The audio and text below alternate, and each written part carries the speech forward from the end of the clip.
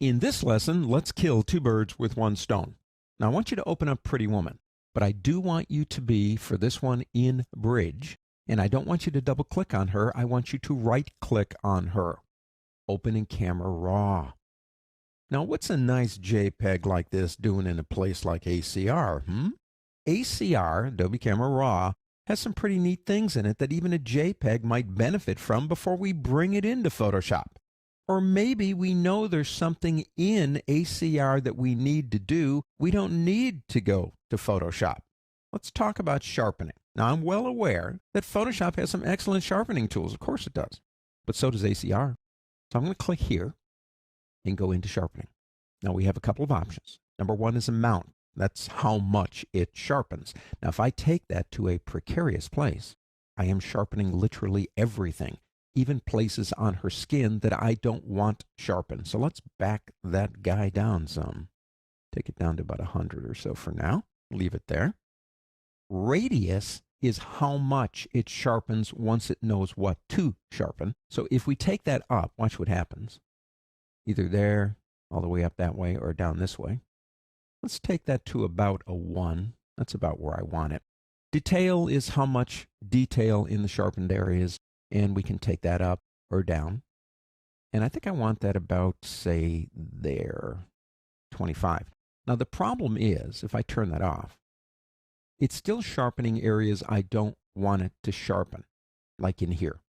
That's where masking comes in. Now watch over here in these areas as I begin to increase the masking. Now I'm holding down the Alt key. That's the Option key on a Mac, Alt in Windows, so I can see the mask. The black and white areas control what areas get the adjustment. Black means don't adjust. Notice her face? Now let me take my finger off that key so you can watch it.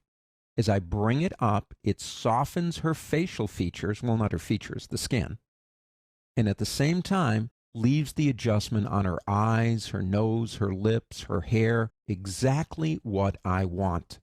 So sharpening in ACR is pretty cool because you have this built-in kind of like artificial intelligence mask saying, don't sharpen this, sharpen that. So I like what I've done. I don't need to go to Photoshop. I just want to save the image. If I click Open Image, I'm opening in Photoshop. If I click Done, I'm going back to Bridge. But we have one more option we haven't looked at, and that's Save Image over here. Go ahead and click that button. Destination. Where do you want to save it? Same location? Fine. Somewhere else? Choose it. File naming. That's the name, Pretty Woman. But if you want to add something like a serial number or date, it's up to you. Here's the extension. DNG, JPEG, TIFF, PSD. If we go to DNG, let's start with that one. Digital negative. Now this is more for the RAW file than it is, say, for a JPEG, but it allows you to save RAW images in a proprietary format that's good for Adobe, and they'll always support it. We talked about that when we talked about preferences. So you can save it compatible-wise in an earlier version, which I don't usually do, because when you go backward up the ladder like this, basically what you're doing is you're losing features. So unless I have to, I would leave that there. The JPEG preview, I go full size. We're talking, and pretend this is a raw image, we're talking about images that might be 60, 70 megabytes. What's another 100K to get a full-size preview? I go full size on that. Fast load data is about 10K. Why not? I never lossy compress my images on RAW. That defeats the whole purpose as far as I'm concerned. And if this were a raw image, this would not be grayed out. What is that? Some people still want the original image. They go, okay, Andy, I know that the raw image has got all the stuff in it. And I know Adobe said that the DNG has all that stuff in it too. But you know what? I don't know if I'm sure of that. And I think I want both the DNG and the raw. Now, you're going to double the file size if you do that, but it's up to you. That's DNG. Next one is JPEG. Now, the JPEG format is lossy compression. If we go to quality here and take it down, say, to a 1:4, and you can change the number over here too. You can even limit the file size if you want to do it that way. The image will get smaller, and at the same time, the quality will suffer. It's up to you. That's JPEG. TIFF, tagged image file format.